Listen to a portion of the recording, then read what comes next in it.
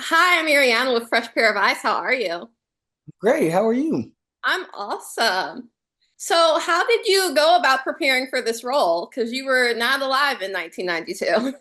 I sure wasn't alive in 1992, and my Southern slang just came out on that last.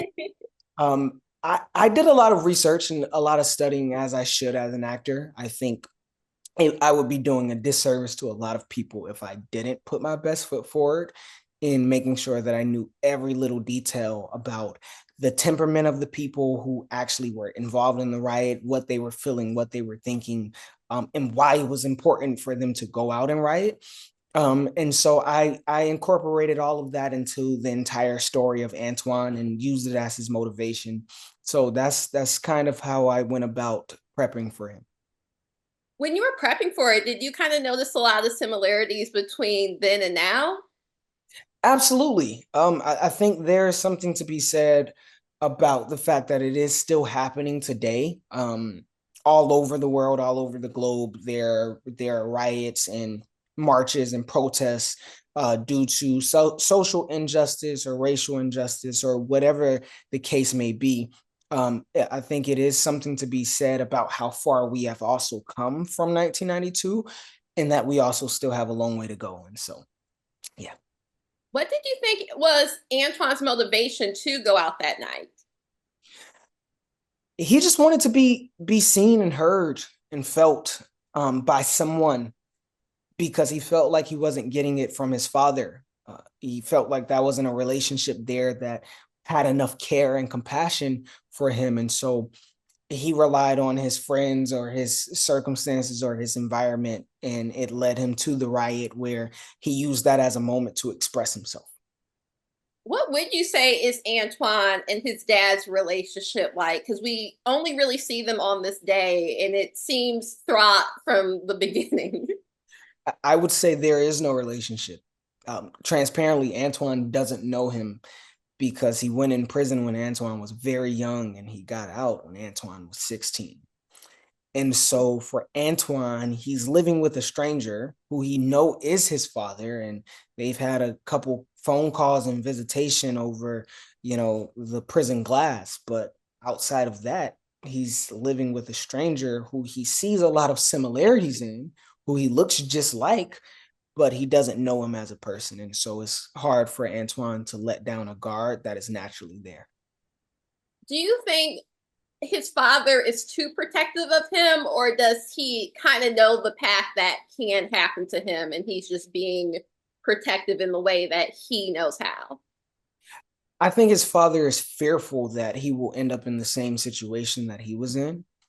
And I think also his father sees something in him that his son isn't like the environment that he's raised in. And I think that happens quite often in our communities, especially in the inner city, where we kind of fall victim to our surroundings by association, by being in proximity. But there are people who you can just look at and tell this is a great kid. This he doesn't have an evil bone in his body or a hateful bone in his body, and you just want to do your best to disassociate them from the real rawness of what actually happens in these neighborhoods. And so I think his father is aware of that, and it causes him to put a strict hand on Antoine. Yeah. How would you say that you're similar to Antoine and how are you different? I would say I'm similar to him in being outspoken, and just wanting in how I express myself and wanting to express myself. Of course, our life circumstances are very different. I never had to deal with some of the things that Antoine has had to deal with, but I've also had to deal with some of the things that Antoine has had to deal with. And so I think me and Antoine share very specific qualities and also very specific circumstances that I was able to pull from my personal experiences and put it into Antoine, which made it all the more real for me. Yeah. So you have two main scene partners, Tyrese and Ray Liotta. What was your bond like with Tyrese to begin with? We instantly it was instant bond. Um, instant bond.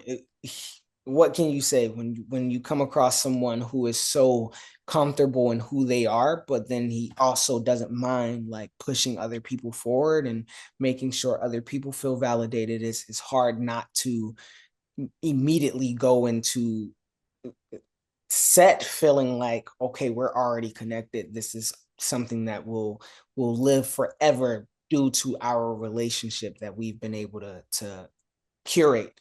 And then Ray Liotta, I mean, I have to say something about him, of course. Ray Liotta was very special and intense. And for 90% of the film, he purposely distanced himself to create this rift between us so the emotions felt real and authentic. And then the last person that I want to give love to, which our entire cast was amazing, but I have to say something about Dylan Arnold because our scenes, the two or three moments that we shared was two young kids who were just caught up in a circumstance that we did not want to be in. And I think you felt that, and those moments were very special to me as well. How were you able to kind of get into this dark mindset? Like most of the movie is shot at night. It's very intense, but also you have to be Christopher during the day and hopefully not be in such a dark headspace. How do you kind of separate it? Or do you try to kind of keep that darkness and stay kind of method acting in that character? So I try my best not to method act because I'm very conscious of our crew and of our background actors who we have on set, and I want to keep a great environment, especially on a project that is super heavy. And so, when I start my morning, I like to greet everyone on our crew and just say hi and just create that relationship because we're all in this together. I don't like the separation that some sets carry. And so I try my best not to method act, but there were specific moments where for that day it was, I made sure when I came into work, I let everyone know, hey, these scenes specifically are very heavy. And so I might be a little more reserved than I typically am. And because of the relationship that I had previously created with the crew and our other cast members and our background actors, it made it super easy where everyone was so supportive and it made the moments even more special. Yeah. So I saw that you do music as well. How does having this also creative outlet affect your acting and vice versa? How does acting affect your music? I think I can't have one without the other, which is very special for me. I started on stage where musical theater was everything. And so while I'm acting, there are also musical numbers that I'm gearing up for.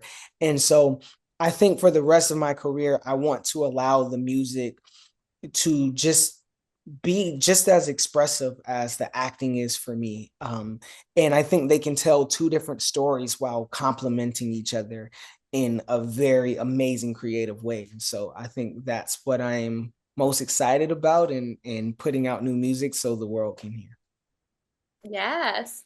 And since this movie takes place in one day, and not to give away what happens at the end, in your head, do you imagine what happens the next day on like April, the next day in April 1992? Because something really major happens to your character. Do you kind of think that has changed his life completely in his relationship with his father? Absolutely. I think it's impossible to not have changed his life. When something that dramatic happens, I think naturally it, you're never the same. And even speaking to people who have had to protect themselves in specific ways and who found themselves in very unconventional circumstances, it's you lose a part of yourself, but then you also gain a part of yourself. And I think Antoine will experience that as his life go on. Yes. Well, it was so great talking to you. I can't wait to talk to you about future projects and music, and congratulations on this.